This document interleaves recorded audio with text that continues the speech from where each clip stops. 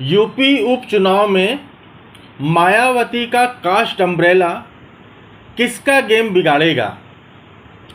आइए जानते हैं सीटवार जाति समीकरण। नमस्कार, मैं सचिन खुदशा। ऑनलाइन बुलेटिन में आपका स्वागत है। यूपी की 9 विधानसभा सीटों के लिए उपचुनाव हो रहे हैं। नामांकन के बाद अब हर सीट की तस्वीर साफ हो चुकी है। सपा और बीजेपी की फाइट में उपचुनावों में उम्मीदवार उतारने से अक्सर परहेज करने वाली बसपा की सोशल इंजीनियरिंग किसका गेम बिगाड़ेगी और किस सीट पर क्या जाति समीकरण है, आइए जानते हैं ऑनलाइन बुलेटिन के इस YouTube चैनल पर विस्तार से। चैनल पर नए हैं तो इसे अभी लाइक और सब्सक्राइब कर लें। आज का वीडियो खास होने जा रहा है। वीडियो को शेयर करें और वीडियो के अंत तक बने रहें। उत्तर प्रदेश की 9 विधानसभा सीटों पर हो रहे उपचुनाव सत्ताधारी भारतीय जनता पार्टी बीजेपी और विपक्षी समाजवादी पार्टी सपा के लिए नाक का सवाल बन गए हैं। बीजेपी ने उपचुनाव वाली सीटों पर मंत्री, विधायक, सांसदों की पूरी फौज उतार दी है, तो वहीं सपा ने भी पूरी ताकत झोंक दी है। सत्ताधारी और मुख्य विपक्षी पार्टी के बीच इस फाइट को मायावती की अगुवाई वाली बहुजन समाज पार्टी यानी बसपा की एंट्री ने त्रिकोणीय बना दिया है। सवाल है कि उपचुनावों में उम्मीदवार उतारने से अक्सर परहेज करने वाली बहुजन समाज पार्टी बसपा की सोशल इंजीनियरिंग इस बार किस सीट पर किसका गेम बिगाड़ सकती है और कहां कैसे जाति समीकरण है। आइए जानते हैं क्या है कास्ट अम्ब्रेला। मायावती की पार्टी ने 9 सीटों के उपचुनाव में टिकटों का बंटवारा करते समय किसी एक जाति या समुदाय पर मेहरबान नजर आने की जगह अलग अलग जाति संप्रदाय के उम्मीदवार उतारने पर जोर दिया है। इसमें एक एक सीट के समीकरणों का भी ख्याल नजर आता है। किस सीट का जाति समीकरण क्या है और बहुजन समाज पार्टी किसे कहां नुकसान पहुंचा सकती है। सबसे पहले बात करते हैं मुरादाबाद जिले की कुंदरकी विधानसभा सीट की। मुरादाबाद जिले की कुंदरकी विधानसभा सीट की बात करें तो यह मुस्लिम बाहुल्य सीट है। कुंदरकी विधानसभा क्षेत्र में आधे से अधिक करीब 60% मुस्लिम आबादी है। कुंदरकी विधानसभा क्षेत्र में कुल 3,95,375 मतदाता हैं। इनमें से हिंदू मतदाताओं की तादाद 1,56,000 है। हिंदू मतदाताओं में भी बड़ी संख्या दलितों की है। मुस्लिम मतदाताओं की संख्या 2,39,375 है, जिनमें सामान्य मुस्लिम मतदाता 1,15,000 और पिछड़ा वर्ग मुस्लिम मतदाता 1,24,375 वोटर है और करीब 40% हिंदू आबादी वाली इस सीट से बीजेपी ने रामवीर सिंह ठाकुर को टिकट दिया है। रामवीर जिस ठाकुर बिरादरी से आते हैं उसकी आबादी कुंदरकी में अनुमानों के मुताबिक 30 से 35,000 के बीच है। सपा से हाजी रिजवान मैदान में है, तो वहीं बहुजन समाज पार्टी ने रफत उल्ला उर्फ नेता छिद्दा को उपचुनाव के मैदान में उतारा है। रफत उल्ला तुर्क बिरादरी से आते हैं, जो इस विधानसभा क्षेत्र में सबसे प्रभावी मुस्लिम कम्युनिटी है। 2022 के विधानसभा चुनाव की बात करें तो सपा से विधायक रहे जिया उर रहमान भी तुर्क बिरादरी से ही थे।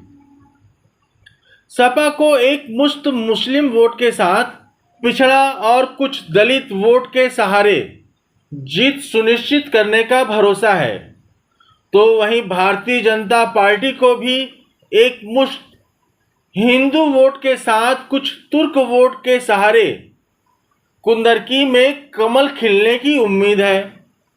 बसपा का भी अपना गणित है। मायावती की पार्टी बहुजन समाज पार्टी की कोशिश दलितों के साथ तुर्क वोट का समीकरण करने की है। मायावती की पार्टी कुंदरकी में मजबूती से चुनाव लड़ रही है और दलित तुर्क वोटों में सेंध लगाने में सफल रहती है, तो सपा को नुकसान उठाना पड़ सकता है। गाजियाबाद विधानसभा सीट की बात करें तो इस विधानसभा सीट से बीजेपी ने ब्राह्मण चेहरा संजीव शर्मा को मैदान में उतारा है। बसपा ने पीएन गर्ग के रूप में वैश्य और सपा ने दलित चेहरे सिंहराज जाटव को मैदान में उतारा है। इस विधानसभा सीट के जाति समीकरण की बात करें तो इस शहरी सीट पर करीब 25% दलित मुस्लिम वोटर हैं। कुल 4,61,360 वोटरों में करीब 80,000 दलित और 35,000 मुस्लिम मतदाता निवासरत हैं। बसपा ने वैश्य समाज से उम्मीदवार दिया है, जिसे बीजेपी का परंपरागत वोटर माना जाता है। बहुजन समाज पार्टी अगर वैश्य वोट बैंक में सेंध लगाने में सफल रहती है, तो बीजेपी को यहां खासा नुकसान उठाना पड़ सकता है। खैर विधानसभा सीट की बात करें तो यहां दलित समाज के लोग निर्णायक की भूमिका में हैं। खैर विधानसभा सीट अनुसूचित जाति के लिए आरक्षित विधानसभा सीट है। इस सीट पर भारतीय जनता पार्टी के सुरेंद्र दिलेर, समाजवादी पार्टी से डॉक्टर चारुकेन और बहुजन समाज पार्टी ने डॉक्टर पहल सिंह और आजाद समाज पार्टी के नितिन कुमार चोटेल के बीच मुकाबला है। इस सीट के जाति समीकरणों की बात करें तो यहाँ सबसे ज़्यादा जाट हैं। जाट मतदाताओं की तादाद 1,11,000 से अधिक है। खैर में करीब 50,000 दलित, 50,000 के करीब सवर्ण और 30,000 से ज़्यादा दलित मतदाता हैं। वैश्य और ओबीसी वर्ग के मतदाता भी यहाँ प्रभावी संख्या में निवासरत हैं। इस विधानसभा सीट पर नतीजा तय करने में जाट और सवर्ण मतदाता निर्णायक भूमिका निभाते रहे हैं। हाई प्रोफाइल सीट करहल की बात करें तो अखिलेश यादव के इस्तीफे से रिक्त हुई करहल विधानसभा सीट सपा का गढ़ रही है। करहल सीट से समाजवादी पार्टी ने तेज प्रताप यादव, बीजेपी ने अनुजेश यादव और बसपा ने अवनीश शाक्य को उम्मीदवार बनाया है। जाति समीकरणों की बात करें तो करहल में करीब 30% यादव, 15% शाक्य और 14% दलित, 9% ठाकुर, 6% ब्राह्मण, 3% लोधी, 5% मुस्लिम और 18% अन्य समाज के मतदाता निवास करते हैं। बीजेपी और सपा दोनों ही पार्टियों ने यादव चेहरों पर दांव लगाया है। ऐसे में अगर शाक्य और दलित साथ आ गए तो बसपा दोनों दलों का खेल खराब कर सकती है। फूलपुर सीट की बात करें तो यहाँ बहुजन समाज पार्टी ने सवर्ण कार्ड चला है। प्रयागराज जिले की फूलपुर विधानसभा सीट से बीजेपी ने दीपक पटेल, सपा ने मुस्तफ़ा सिद्दीकी और बहुजन समाज पार्टी बसपा ने दिलेंद्र सिंह को टिकट दिया है। बीजेपी ने दलित मतदाताओं के बाद सबसे अधिक जनसंख्या वाले पटेल समाज से उम्मीदवार दिया है, तो बसपा ने सवर्ण काट चला है, जबकि सपा ने इस सीट पर मुस्लिम उम्मीदवार उतारा है। जाति समीकरणों की बात करें तो फूलपुर में करीब 4 लाख मतदाता निवासरत हैं, जिनमें सबसे ज़्यादा 75,000 दलित मतदाता हैं, 70,000 पटेल, 60,000 यादव, 50,000 मुस्लिम, 45,000 ब्राह्मण, 22,000 निषाद और 15,000 राजपूत मतदाता यहाँ निवास करते हैं। सवर्णों को बीजेपी का वोटर माना जाता है। ऐसे में बसपा का अगला कार्ड सत्ताधारी दल को नुकसान पहुंचा सकता है।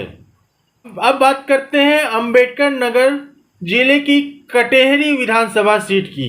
अंबेडकर नगर जिले की कटेहरी विधानसभा सीट की बात करें तो इस विधानसभा सीट में बीजेपी, सपा और बसपा तीनों प्रमुख पार्टियों ने ओबीसी उम्मीदवारों पर दांव लगाया है।